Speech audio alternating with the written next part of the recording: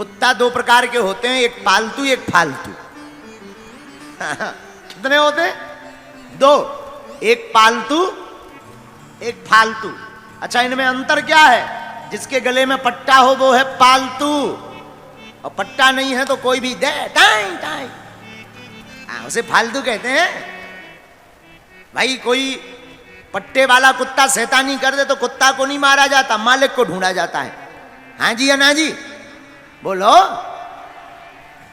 तो पालतू के लक्षण गले में पट्टा, फालतू के लक्षण कुछ भी नहीं। उसी प्रकार भक्त का लक्षण है, जिस भक्त के गले में माला होती वो राम जी का पालतू होता है, और जिसके गले में माला नहीं होती है वो फालतू होता है। बोलो सीताराम, जोर से बोलो। एकांत वासौ लघु भोजनादौ मौनम निराशा करणावरोधा। तो शांत रहने के 6 उपाय क्या हैं? पहला उपाय एकांतवास, दूसरा उपाय कम भोजन, तीसरा उपाय मौन रहिए, ऐसी वाणी बोलिए मन काया पाखो औरों को शीतल करे आप शीतल।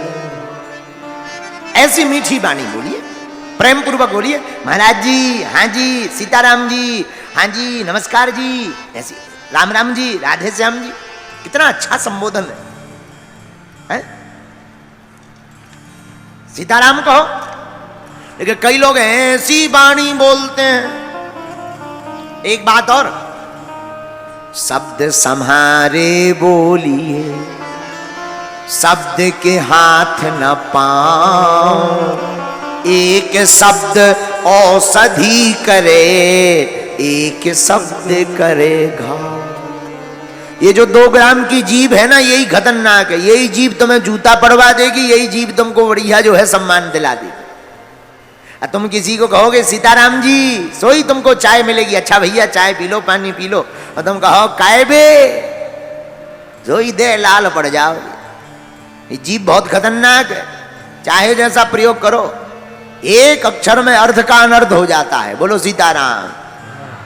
इसलिए शास्त्र कहते हैं मन को शांत करने का एक उपाय और है। बोले क्या? मौनम। मौन हो जाओ। आपने देखा होगा बड़े बड़े महापुरुष कम बोलते हैं, वाणी बोलने से तेज क्षीण होता। महात्मा बैठे हैं, आपको ज्ञानी, महाराज जी आप तो सब ज्ञानी हो, हम तो बहुत नालायक आदमी हैं। एक जगह लिखा है, अत्यधिक बोलने से जिस प्रकार वीर क्षीण होने पर शरीर में कमजोरी आती है, वैसे ही बोलने से भी शरीर में कमजोरी आती है।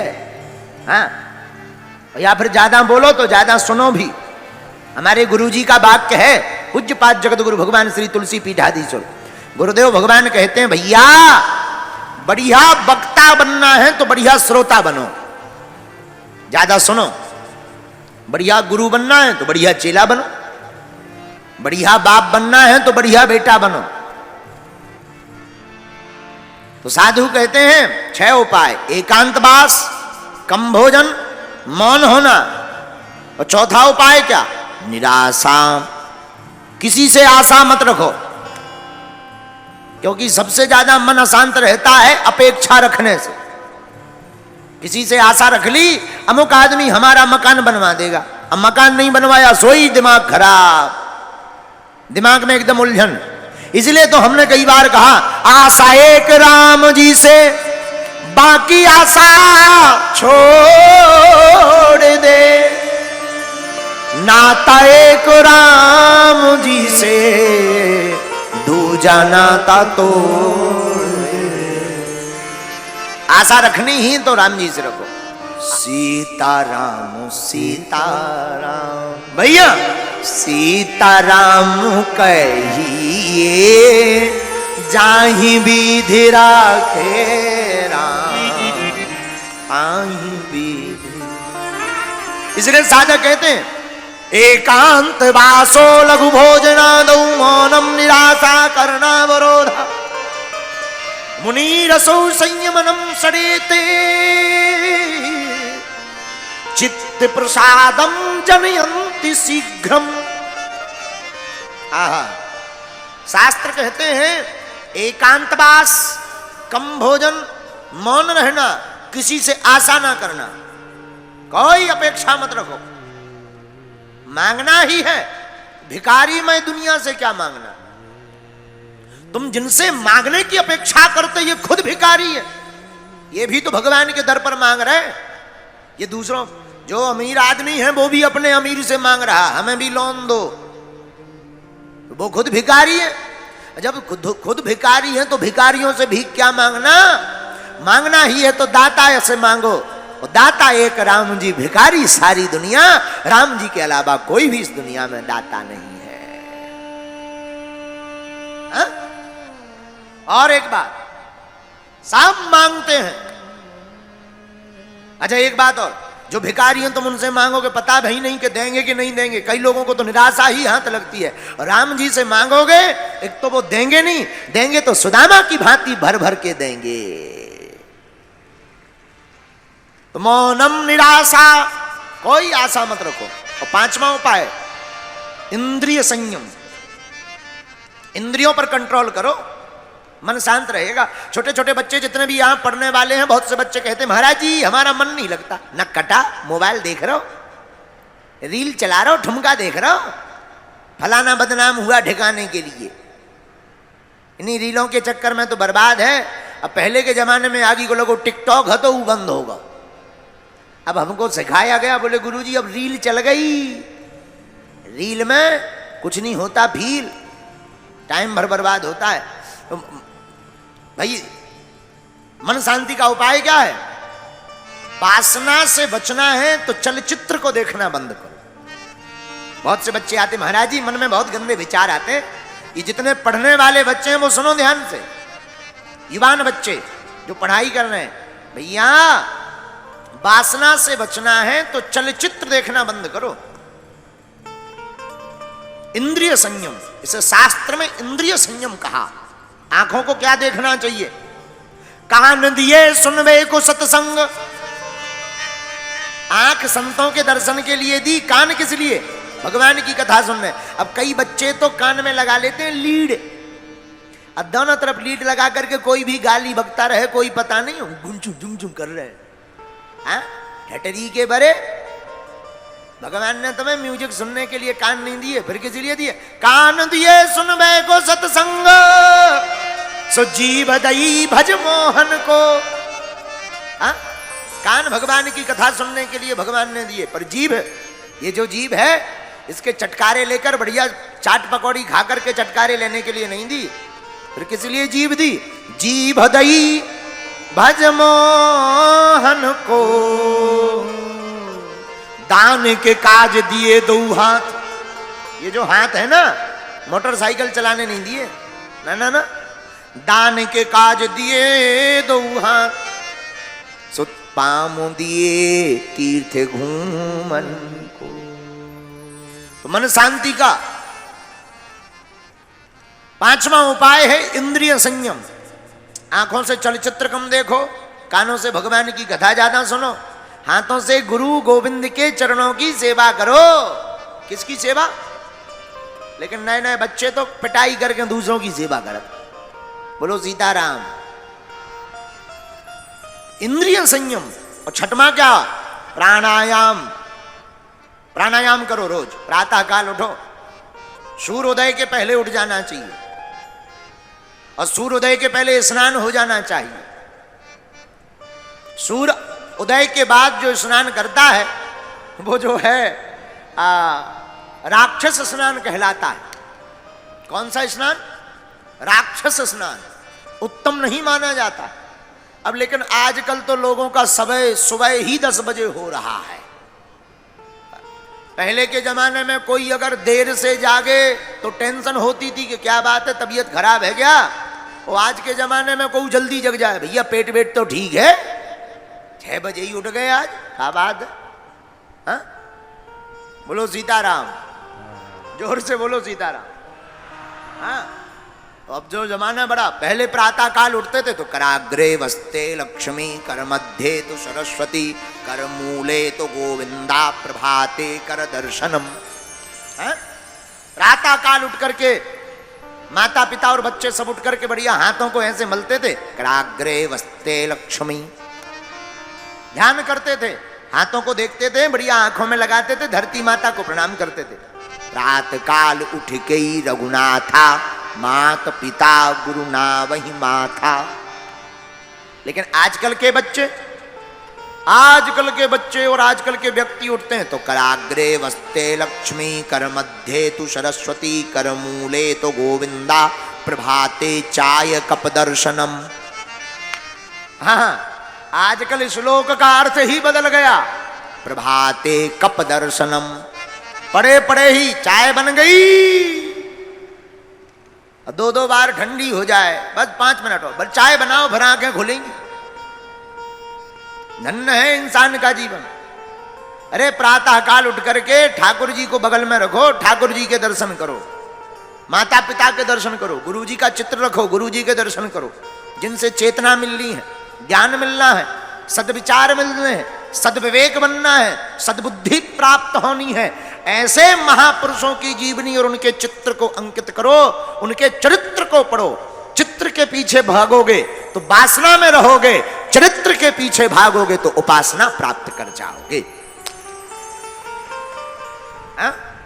ये 6 उपाय शास्त्र में मन शांत करने के बताए हैं। कोई भी अशांत व्यक्ति इन 6 उपायों को अगर करे, कितना भी अशांत हो, तो वो जो है अपने मन को चिर स्थिर कर सकता है।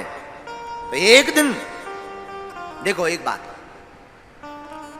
वेद व्यास जी महाराज चिंतातुर थे। नारद जी आए, महाराज क्यों चिंता हो, तुम्हारी लेखनी ने तो बड़ा चमत्कार किया, अगर आप ही चिंता में पड़े रहेंगे तो हम गृहस्थियों का क्या, अन्य गृहस्थियों का क्या होगा, महात्मा तो ठीक है।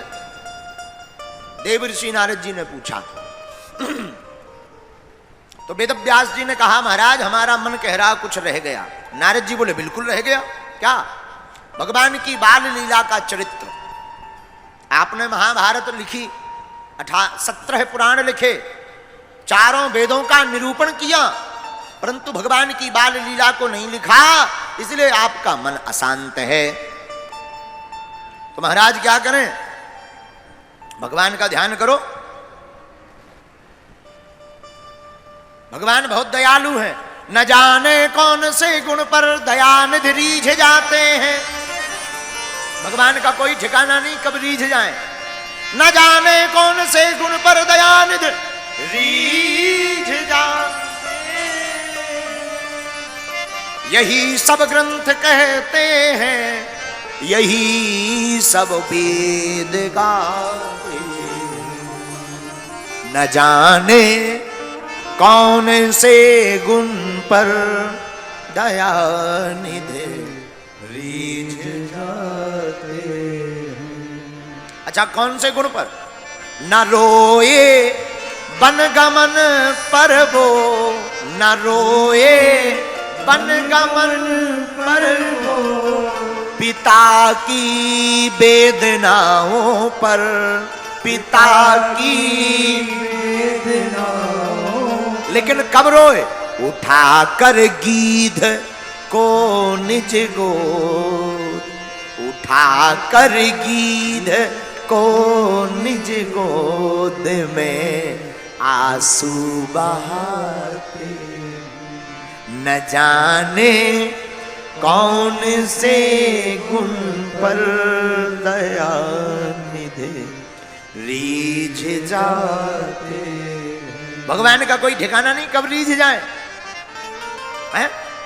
किस भाव पर भगवान रीझ जाए, उनका कोई ठिकाना। वेद व्यास जी, आप तो भगवान का स्मरण करो, जय जयकार होगा।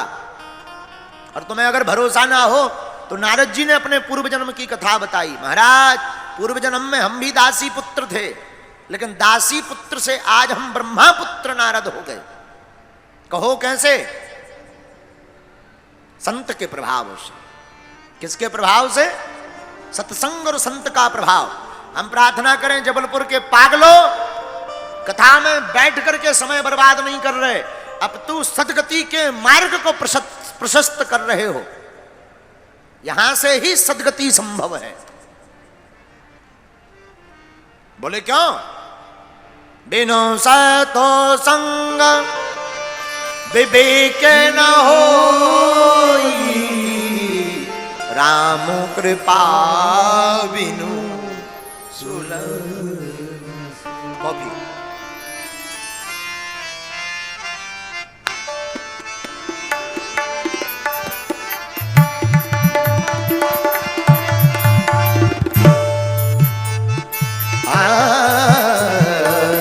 बिनु सतु संग विवेक न होई, बिनु सतु संग विवेक न होई, राम कृपा बिनु सुलभ न सोई, राम कृपा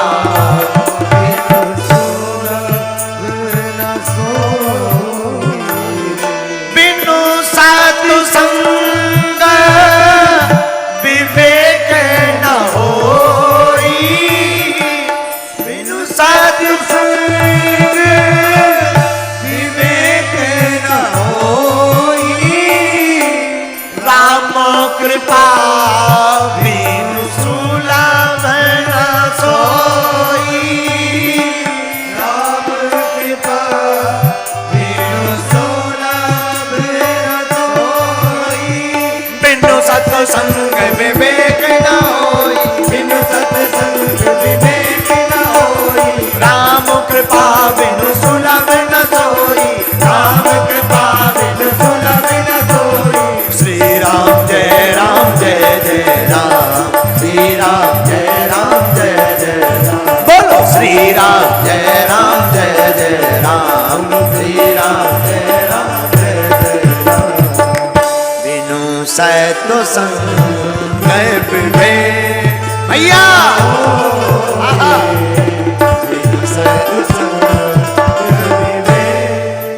बिना सत्संग के विवेक जागृत होने वाला नहीं है। कोई कितना भी कठिन प्रयत्न कर ले, पर बिना सत्संग के विवेक नहीं जगता। तो नारद जी बोले, महाराज हम दासी पुत्र से ब्रह्मा पुत्र नारद भी सत्संग के प्रभाव से भय, पर सत्संग में भी भैया एक सावधानी आवश्यक है। बोले क्या? सावधान,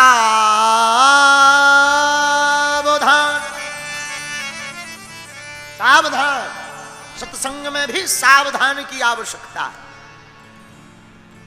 मन को सावधान करके जब तक आप सत्संग नहीं सुनोगे, तब तक सत्संग समझ में आने वाला नहीं है। ब्रह्मा जी के पुत्र नारद, नारद जी कहते कि हमारी माता जी दासी थी पूर्व जन्म में, घर घर जाकर के वो झाड़ू पोछा का काम करती थी। नारद जी बोले, महाराज हमारी अवस्था थी 5 साल की, तब हम भी अपनी माता जी के साथ घूमा करते थे। एक बार गांव में महात्मा पधारे चातुर्य मास के लिए। महात्माओं की सेवा में गांव वालों ने हम लोगों को लगा दिया। नारद जी बोले, महाराज हम और हमारी माता महात्माओं की सेवा में लग गई, और महात्माओं के चरणों में रह करके महात्मा रोज बढ़िया गीत सुना में, भगवान की मीठी मीठी कथा सुना में। नारद जी बोले, हम थे तो छोटे से, पर हमको भी बड़ा मजा आने लगा जब महात्मा सुबह शाम कीर्तन गावे।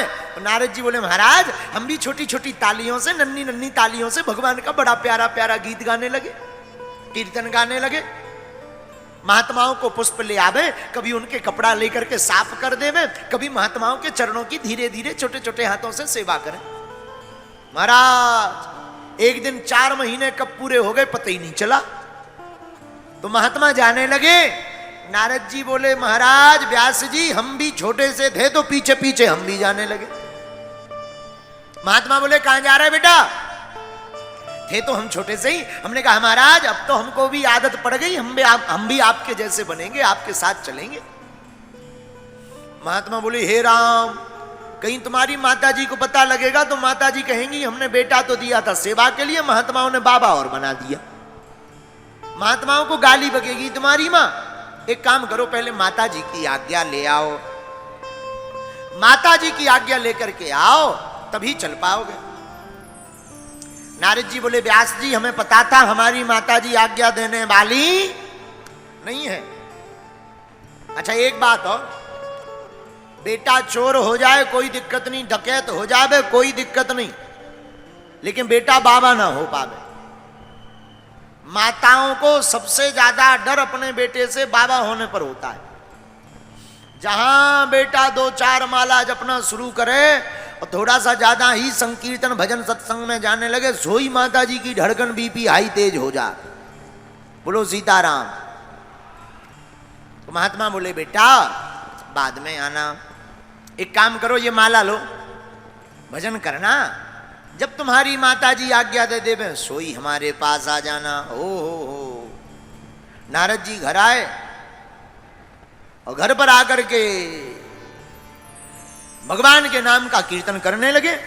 नारद जी बोले, महाराज हम छोटे से थे, भगवान का भजन खूब करने लगे, माला जपने लगे, सोई माता जी की दिल की धड़कन तेज है गई। और एक समय ज्योतिषी महाराज घर पे पधारे, सोई माता जी हाथ जोड़ के बोली, महाराज भगवान की कृपा से सब है, अब तो बढ़िया रुंझुन करती हुई एक नेक छोटी सी बहुरिया आ जावे, सो बड़ा आनंद है। नारद जी बोले, महाराज जहां हमारे कान में सुनाई दिया कि हमारी माता जी कह रही बहू आ जावे, हम तो समझ गए हे भगवान, हम तो सोच रहे कि कब माता जी का फंदा हटे, और हमारी माता जी तो एक और गले में फांसी ब्याह की लगावे वाली। अच्छा शादी फांसी है? बिल्कुल है, जिनकी हो गई उनसे पूछो, बुरी दुर्दशा है कि नहीं? अच्छा हाथ खड़े करो, कौन कौन सुखी है अपनी शादी से, दुखी कौन कौन है, हाथ उठाओ। कुछ तो इस चक्कर में नहीं उठा रहे कि देवी जी बगल में है, घर जाकर के दे लाल मिर्चा की सब्जी, दिमाग खराब हो जाएगा। देखो शादी में पहली साल तो देवी जी लगती चंद्रमुखी, नया नया विवाह हो गए तो पहली साल देवी जी लगती चंद्रमुखी, लेकिन 2-3 साल बीत जावे तो वही देवी जी जो चंद्रमुखी थी फिर वो भद्रमुखी लगती। भद्दा चेहरा, देखते देखते परेशान हो जाता है आदमी। तो पहली साल चंद्रमुखी, दूसरी तीसरी साल भद्रमुखी, और जहां छोटे छोटे पैया पप्पू होवे, जहां वो कहें सब्जी ले आना वरना घर में घुसने नहीं मिलेगा, तो पहली साल चंद्रमुखी, दूसरी तीसरी साल भद्रमुखी, फिर वही ज्वालामुखी नजर आती है। बोलो सीताराम, जोर से बोलो। तो नारद जी बोले, महाराज हमने सोचा कहीं माता जी हमारी शादी ना करवा दे, मैं सोई गड़बड़, लेकिन भगवान ने सुन ली। व्यास जी बोले, क्या सुनी?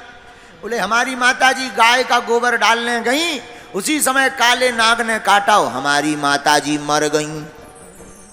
नारद जी बोले, हमें इतनी खुशी हुई, जय हो प्रभु, लगा ठुमका लगा लिया जाए।